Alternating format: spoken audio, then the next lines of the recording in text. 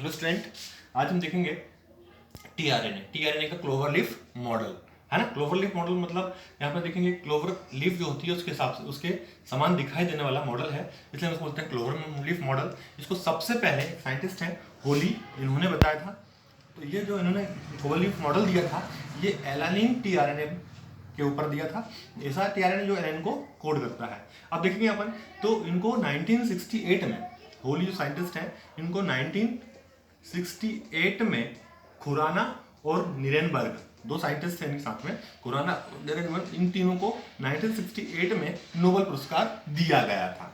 ठीक है ना। तो अब देखेंगे अपन यहाँ पर ये लूप क्या है और किस प्रकार से होता है वो देखेंगे अपन। तो यहाँ पर देखेंगे क्योंकि ये जो हम बात कर रहे हैं आरएनए की बात कर रहे हैं। आरएनए मतलब क्या हो गया? आरएनए मतलब हो गया सिंगल स्ट्रैंड।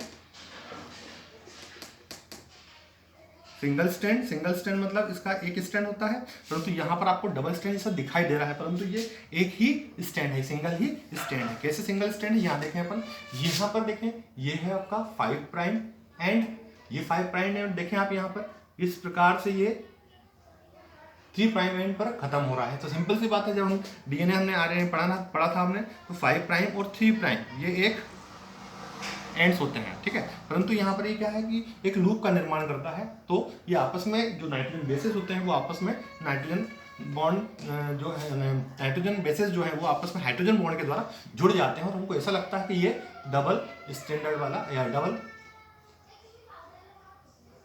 स्टैंड वाला होता है या है।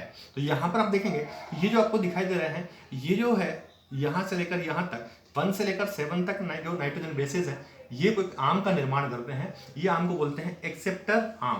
क्या कहते हैं? Acceptor arm. ये एक्सेप्टर आर्म है। यहाँ देखेंगे ये जो आर्म है ये आपका डी आर्म्स कहलाती है ना। तो यहाँ पर देखेंगे 1 2 3 और 4 या 5 प्रकार के आर्म्स हुए। तो ये आर्म्स है, ये भी आर्म्स है, ये भी आर्म्स है, ये भी आर्म्स है, ये भी आर्म्स है। आर्म्स का निर्माण 2 नाइट्रोजन बेस और के मिलने से हुआ है। तो यहाँ पर अपन देखेंगे 1 से लेकर 7 नाइट्रोजन बेसेस, 7 से लेकर 13 नाइट्रोजन बेसेस, 22 से 27 नाइट्रोजन बेसेस, फिर 27 से 31 नाइट्रोजन बेसेस। तो ये क्या है? नंबर ऑफ नाइट्रोजन बेसेस और बीच में कुछ जो नाइट्रोजन बेसेस इसमें आपस में बॉन्डिंग हुई है, हाइड्रोजन बॉन्ड हुई है। जैसे अपन देखेंगे यहाँ पर यदि यहाँ पर ए है तो यहाँ यूरेसिल हो गया, है ना। यहाँ पर जी है तो यहाँ पर सी हो गया। ये आपस में हाइड्रोजन बॉन्ड के द्वारा बॉन्डिंग करते हैं, जुड़ते हैं। तो इस प्रकार से अपन देखेंगे ये 4 प्रकार के स्टेम का निर्माण करते हैं और इसमें 3 प्रकार के लूप का निर्माण होता है। लूप देखें अपन, ये जो आपको दिखाई दे रहा है इसको हम बोलते हैं लूप। ये लूप जो होता है ये जहाँ पर ये नाइट्रोजन बेस से में हाइड्रोजन बॉन्ड का निर्माण नहीं होता है वहां पर लूप का आकार ये ले लेता है। तो यहाँ पर 1 2 और 3 टाइप्स के 3 प्रकार के लूप्स हो गए हैं। तो यहाँ पर अपन देखेंगे फर्स्ट जो हो गया इसको हम बोलते हैं एक्सेप्टर स्टेम। ये जो स्टेम है एक्सेप्टर स्टेम कहलाती है। क्यों? क्योंकि ये जो अमीनो एसिड्स होता है 3 प्राइम पर जो CAA कोडान है, ये कोडान के साथ में जो अमीनो एसिड्स है वो अटैच होता है। अटैच होने के लिए उसको एक्सेप्ट करता है, इसलिए हम उसको बोलते हैं एक्सेप्टर स्टेम। नेक्स्ट अपन देखेंगे यहाँ पर ये जो स्टेम है इसको हम बोलते हैं डी स्टेम या डी आर्म्स बोलते हैं। डी आर्म्स के बाद में अपन देखेंगे यहाँ पर कि ये जो है ये जो पूरी लूप है इस लूप को हम बोलते हैं DHU लूप। क्या बोलेंगे हम? DHU loop. DHU लूप जो होता है ये कहलाता है डाईहाइड्रोयूरिडीन लूप, है ना। तो यहाँ डाईहाइड्रोयूरिडीन या यूरेसिल लूप कहते हैं। और ये जो है इसका काम होता है एक विशेष प्रकार के जो एंजाइम होता है जिसे हम बोलते हैं amino acyl tRNA synthetase enzyme, इसको ये बाइंड करने का काम करता है। ठीक है ना, ये इसको बाइंड करने का काम करता है। तो amino acyl tRNA synthetase enzyme को बाइंड करने का काम करता है। ये जो amino acyl tRNA synthetase enzyme है ये जो अमाइनो एसिड्स होते हैं उनको एक्टिवेट करता है। तो ये एक्टिवेटर भी हम इसको बोल सकते हैं। नेक्स्ट अपन देखेंगे यहाँ पर इसके बाद में यहाँ पर आया है एंटीकोडान लूप। एंटीकोडान लूप यदि अपन देखें यहाँ पर तो ये एक एंटीकोडान को रखता है ना। अब एंटीकोडान और कोडान क्या होते हैं वो देखें अपन। जनरली जो mRNA है, mRNA के पास में 3 कि क्या होते हैं? कोडान होते हैं। ये क्या है? कोडॉन है ना।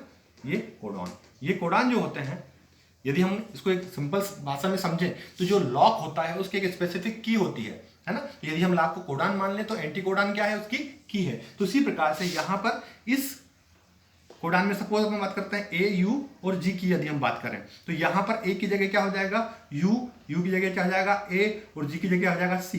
तो इसका जो एंटी कोडान है वो क्या हो गया यू ए सी।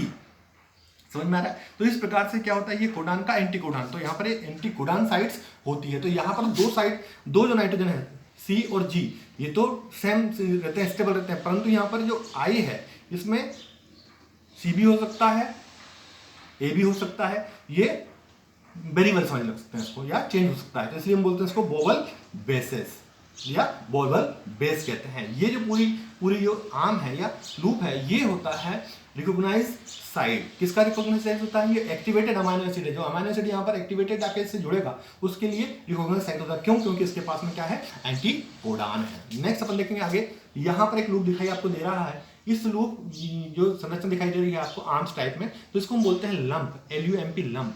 लंप क्या होता है? जो एक्स्ट्रा नाइट्रोजन बेसेस या न्यूक्लियोटाइड्स होते हैं, जो एक्स्ट्रा न्यूक्लियोटाइड्स होते हैं उनका एक छोटा सा लूप का निर्माण हो जाता है, जिसे हम वेरिएबल आर्म्स भी कहते हैं।